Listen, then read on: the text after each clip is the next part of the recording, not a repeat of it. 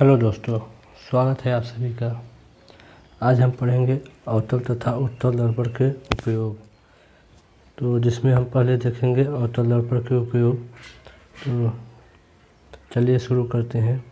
तो पहला टॉपिक है, पहला इसमें पॉइंट है अवतल दर्पण का उपयोग हम टॉर्च, सर्च लाइट और वाहनों के हेडलाइट्स, जिसे अग्रदीप कह सकते हैं, में प्रकाश के समांतर किरण पुंज करने के लिए करते हैं, जिससे लाइट समांतर जाए, सीधी जाए। जैसे आप लोग देखते हैं नॉर्मल टॉर्च में इस तरह से मान लीजिए हो गया, तो ये वाला नीचे देखते हैं चमकीला सा लगा रहता है, जो इस तरह से रहता है कर्व। यहाँ पर टॉर्च कोई होता है, तो ये इस तरह से समानांतर हो जाते हैं, यहाँ से किरणें जाती हैं समानांतर हो जाती हैं। तो इसे कहते हैं टॉर्च, सर्च लाइट और वाहनों के हेडलाइट्स जो लगे होते हैं, उन सभी में अवतल दर्पण का उपयोग किया जाता है। और दूसरा देखिए सेविंग मिरर के रूप में चेहरे का बड़ा रूप देखने के लिए।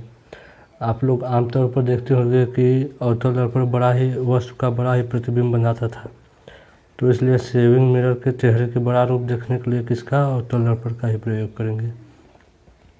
और थर्ड है मुंह के कोने हिस्से में देखने के लिए डेंटिस्ट द्वारा, जिसमें मुंह के कोने हिस्से से जैसे दांत में देखने के लिए, सड़न देखने के लिए डेंटिस्ट जो लिए रहते हैं, उसमें अवतल दर्पण लगा ही होता है।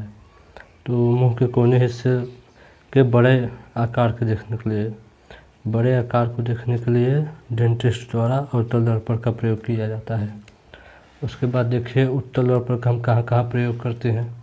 तो उत्तल दर्पण में है पहला, तो ये इम्पोर्टेंट है, ये कई बार एग्जाम में भी पूछा गया है कि वाहनों के पीछे के दृश्य को देखने के लिए वाहनों के पार्श्व मतलब साइड में इनका प्रयोग किया जाता है। जो आप लोग देखे होंगे बाइक है या कोई वाहन है, उसके बगल में पीछे के दृश्य को देखने के लिए उत्तल दर्पण का प्रयोग होता है। जो साइड मिरर होता है उसमें उत्तल दर्पण लगा होता है, क्योंकि यह वस्तु का सीधा प्रतिबिंब बनाता है। उसके बाद वस्तु का छोटा तथा वास्तविक रूप देखने के लिए उत्तल दर्पण पे आप लोग तो दो प्रतिबिंब पढ़े हैं और दोनों वस्तु का छोटा प्रतिबिंब बनाता है। तो अगर हम किसी बड़ी चीज़ को छोटे में देखने के लिए प्रयोग करेंगे तो उत्तल दर्पण का, और अगर छोटी वस्तु को बड़े में देखने के लिए प्रयोग करेंगे तो उसमें अवतल दर्पण का प्रयोग करेंगे। तो ये पॉइंट हो गया। उसके बाद देखिए नेक्स्ट क्या है। उसके बाद देखिए दर्पण सूत्र तथा आवर्धन। तो आपके बुक में एनसीईआरटी बुक में निगमन नहीं दिया था, तो हम नहीं कराएंगे। देखिए जैसे यहाँ पर दर्पण सूत्र पहले हम देख लेते हैं। जैसे यहाँ पर हमने एक दर्पण बना लिया है, इसमें मान लीजिए यहाँ पर मुख्य अक्ष पर वस्तु है और इसका प्रतिबिंब कहाँ बनेगा, एक प्रकाश तो एक किरण ऐसे जाएगा, यहाँ फोकस से होकर जाएगा और दूसरा यहाँ से जाएगा, दोनों यहाँ पर मिलेगा इस पॉइंट पर, और यहाँ पर वस्तु का प्रतिबिंब बन जाएगा। तो मान लीजिए यहाँ पर ये क्या है, ये वस्तु है और ये इसका प्रतिबिंब है सी और एफ के बीच। तो सभी जानते हैं कि कोई भी दर्पण से कोई भी दूरी लेंगे तो ध्रुव से नापा जाता है। तो ध्रुव से वस्तु तक की दूरी को हम किससे लिखते हैं, यू से। ध्रुव से वस्तु तक की दूरी को यू से लिखते हैं। उसके बाद देखिए ध्रुव से सभी दूरियां ध्रुव से ही नापी जाएगी। तो ध्रुव से प्रतिबिंब की दूरी, यहाँ से यहाँ तक की दूरी को हम किससे लिखेंगे, इसके लिखेंगे v से। तो मान लीजिए ध्रुव से प्रतिबिंब तक की दूरी, यहाँ से लेकर यहाँ तक की दूरी को u से, और यहाँ से लेकर यहाँ तक की दूरी पूरा को v से, सॉरी यहाँ से यहाँ तक v से, और यहाँ ध्रुव से और ये वस्तु तक को u से। उसके बाद देखिए यहाँ पर फोकस, ये दर्पण का मुख्य फोकस की दूरी को f से ही दिखाएंगे। दर्पण के ध्रुव से फोकस तक की दूरी को f से लिखते हैं, और इन तीनों में जो भी संबंध होता है उसे हम कहते हैं दर्पण सूत्र। यहाँ पर लिख लेंगे ध्रुव से वस्तु तक की दूरी, मान लीजिए पॉइंट में लिख लीजिए ध्रुव से वस्तु की दूरी, वस्तु की दूरी को हम लिखते हैं u से। उसके बाद देखिए ध्रुव से प्रतिबिंब या प्रतिबिंब की दूरी ध्रुव से, ये ध्रुव हो गया, और ये प्रतिबिंब की दूरी को किससे लिखेंगे, v से। उसके बाद तीसरा है ध्रुव से कहाँ, मुख्य फोकस या फोकस की दूरी, फोकस की दूरी को f से लिखते हैं। और इन दोनों में जो संबंध होता है उसे दर्पण सूत्र कहते हैं। और इन तीनों में संबंध क्या होता है, 1/, आप लोग जानते होंगे 1/f = 1/v + 1/u। यही है दर्पण सूत्र, इसे ही दर्पण सूत्र कहते हैं। 1/f = 1/v + 1/u। यहाँ पर अगर हम इस दर्पण के हिसाब से लेंगे तो ये भी माइनस हो जाएगा, क्योंकि दर्पण के ध्रुव से बाईं तरफ की दूरी को माइनस, इसे भी माइनस कर देंगे और इसे भी माइनस। लेकिन ये सब दर्पण के हिसाब से बदलता रहता है। इसका प्रयोग हम प्रश्न करते समय करेंगे। उसके बाद देखिए नेक्स्ट है आवर्धन सूत्र। तो आवर्धन सूत्र किसे कहते हैं, तो इसमें कहेंगे वस्तु के प्रतिबिंब की ऊंचाई तथा वस्तु के ऊंचाई के अनुपात को ही आवर्धन इसे m से लिखते हैं, कहते हैं। तो वस्तु के प्रतिबिंब की ऊंचाई तथा वस्तु की ऊंचाई के अनुपात को आवर्धन m कहते हैं। जैसे यहाँ पर लिख लेंगे, फार्मूला क्या होगा, m = प्रतिबिंब की ऊंचाई यहाँ पर अपान अनुपात बिंब या वस्तु की ऊंचाई। मान लीजिए यहाँ पर हम यही मान लेते हैं, अगर यहाँ पर ये वस्तु है तो इसकी ऊंचाई h है, यहाँ से लेकर यहाँ तक h, और ये बिंब है, प्रतिबिंब है। प्रतिबिंब की ऊंचाई मान लेते हैं h', जिसे हम लिखेंगे प्रतिबिंब की ऊंचाई h'। उसके बाद वस्तु की ऊंचाई h। तो यहाँ पर हम लेंगे वस्तु की ऊंचाई, क्योंकि वस्तु को u से लिखते हैं और प्रतिबिंब को v से, तो यहाँ पर हो जाएगा v/u। और यहाँ पर माइनस चिन्ह लगा देते हैं, क्योंकि प्रत्येक दशा में u माइनस ही होता है।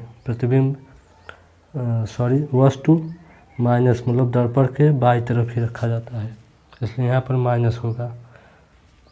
यहाँ पर हमें फार्मूला मिल गया, यहाँ पर हमें फार्मूला मिल गया m = -v/u। ये भी है। तो प्रतिबिंब की ऊंचाई और वस्तु की ऊंचाई को ही आवर्धन सूत्र कहते हैं। तो इस पर हम एक सवाल देख लेते हैं, इन दोनों सूत्र का प्रयोग जिसमें हो जाए। आपके NCERT बुक में एक सवाल दिया है, चलिए कर लेते हैं उसे। यहाँ पर देखिए एक सवाल हमने लिया है, आपके NCERT बुक में है, NCERT बुक में दिया हुआ है। तो पहला सवाल हम करेंगे, देखिए क्या कह रहा है, किसी ऑटोमोबाइल में पीछे के दृश्य देखने के लिए उपयोग होने वाले पीछे के दृश्य देखने के लिए हम किसका प्रयोग करते हैं, उत्तल दर्पण की त्रिज्या यहाँ पर r दिया हुआ है 3 मीटर, इसे 3 मीटर लिख लेंगे। यदि 3 मीटर है, यदि एक बस इस दर्पण से 5 मीटर की दूरी पर स्थित है, तो यहाँ पर देखिए दर्पण से 5 मीटर की दूरी पर स्थित क्या है, बस है। बस मतलब क्या हो गया, वस्तु हो गया। वस्तु को हम किससे लिखेंगे, u से। यहाँ पर 5 मीटर हो गया। तो इसमें क्या कहा है, तो प्रतिबिंब की स्थिति हमें भी निकालना है। भी पूछा है कि स्थिति प्रकृति बताना है, और साइज मतलब आकार भी बताना है।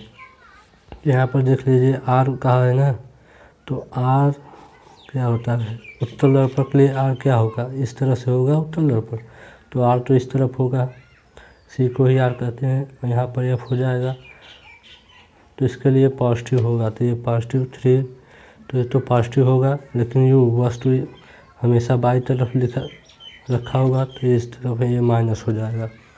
तो चलिए इसे सॉल्व करते हैं। और क्या पूछा है? साइज। साइज मतलब प्रतिबिंब का क्या पूछा है? प्रतिबिंब की ऊंचाई, यही हो जाएगा साइज ना। ये भी पूछा है, हमें निकालना है। तो चलिए करते हैं। इसको हम क्या करेंगे? आर को एफ से, एफ की ज़रूरत होगी तो एफ इक्वल टू क्या होता है? R upon 2। यहाँ पर आर कितना है? 3 है, और अपान 2 कर देंगे तो एफ इक्वल टू 1.5 मीटर हो जाएगा। तो यहाँ पर हमें एफ और यू पता है और भी हमें निकालना है। तो फार्मूला हम लगा देंगे 1/f equal to 1/v plus 1/u। ये हमें फार्मूला पता है, तो इसे हमें ये निकालना है 1/v। तो हम इसे इस तरफ कर देंगे ट्रांसफ़र। 1/v इक्वल टू, ये पॉजिटिव है, इस तरफ जाएगा क्या हो जाएगा? इस तरफ जाएगा, ये निगेटिव हो जाएगा। तो 1/f माइनस 1/u ये बन जाएगा। तो इससे हम सॉल्व करेंगे। तो देखिए यहाँ पर 1/v equal to 1/f। f की वैल्यू क्या है? 1.5 है। 1/1.5 ये f हो गया। उसके बाद माइनस 1/u। u कितना है? -5। चिन्ह सही रखेंगे, नहीं तो सब सवाल गलत हो जाएगा। -5 है।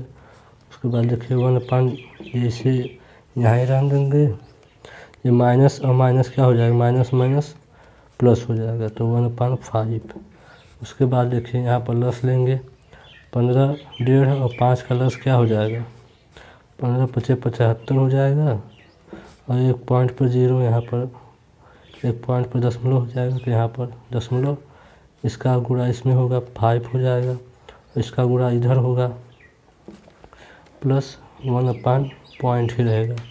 तो इसे देखिए क्या हो जाएगा? 1/v इक्वल टू 5 प्लस 1 6.5 हो जाएगा, अपान 7.5 हो गया। इसे नॉर्मल सॉल्व कर लेंगे। ये सब तो आप लोगों को आता ही होगा। तो यहाँ पर भी हमें निकालना है ना, 1/v नहीं निकालना है, v निकालना है। तो v जब करेंगे तो ये उल्टा हो जाएगा। 7/5 अपान 6/5 6.5 हो जाएगा। यहाँ पर देखिए एक अंक पे दशमलव और एक अंक पे दशमलव हटा देंगे, यहाँ पर 75/65 हो जाएगा। जिसे हमें काटना है, पहले 5 से काट लीजिए। 5 × 5 हो जाएगा, और 5 × 5 = 15 से कट जाएगा, और ये 5 × 15 13 से कट जाएगा। तो यहाँ पर 15/13 हो जाएगा। तो इसे काट लिए।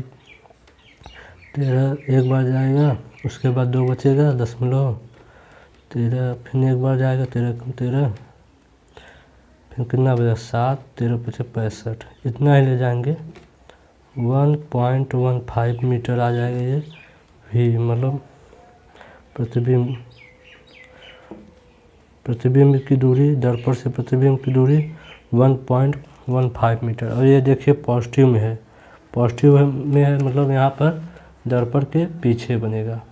और आपको सभी को पता है, सभी उत्तल दर्पण में सभी प्रतिबिंब दर्पण के पीछे ही बनता है। तो ये आपका हो गया, सही हो गया। और उसके बाद हमें क्या निकालना है? प्रतिबिंब की ऊंचाई। तो प्रतिबिंब की ऊंचाई हम किस फार्मूले से निकाल सकते हैं? तो आवर्धन वाले फार्मूले से निकाल सकते हैं प्रतिबिंब की ऊंचाई। तो आवर्धन का फार्मूला क्या होता है? m इक्वल टू प्रतिबिंब की ऊंचाई, इसे हम h' लिखते हैं, अपान बिंब की ऊंचाई मतलब वस्तु की ऊंचाई h लिखते हैं। यहाँ पर प्रतिबिंब की ऊंचाई h' हो जाएगा, और बिंब मतलब वस्तु की ऊंचाई h हो जाएगी, जिसे हम लिखते हैं -v/u। यहाँ पर हमें v अभी निकाले हैं, पता है 1.15 हो जाएगा। उसके बाद वस्तु की क्या पता है? u हमें पता है, u क्या है? -5 है। यहाँ पर हम रख देंगे, यहाँ पर माइनस लगा देंगे, उसके बाद -5, ये भी माइनस, माइनस माइनस क्या हो जाएगा?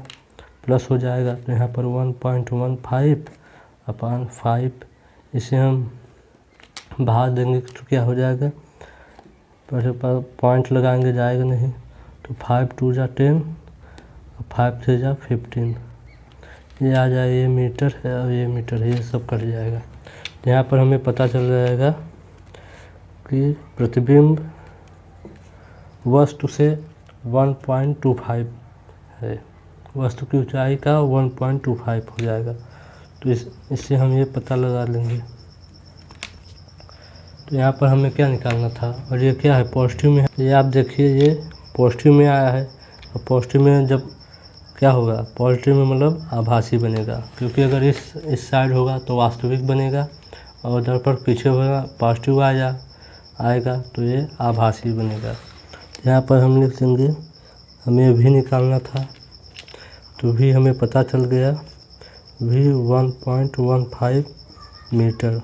और प्रकृति हमें बताना था, तो प्रकृति क्या हो जाएगा, प्रकृति आभासी हो जाएगा। यहाँ पर प्रतिबिंब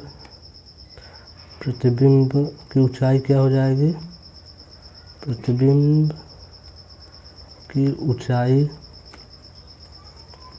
हो जाएगी 0.23 हो जाएगी, मतलब प्रतिबिंब वस्तु से 0.25 कम है, गुना कम है। तो आशा है आप सभी को पसंद आया होगा ये सब, और ये समझ में आया होगा। अगर आपको समझ में आया तो लाइक कीजिए, और अगर कोई गलती हो गई तो कमेंट में बताइए। चलिए मिलते हैं नेक्स्ट लेक्चर में। जय हिंद।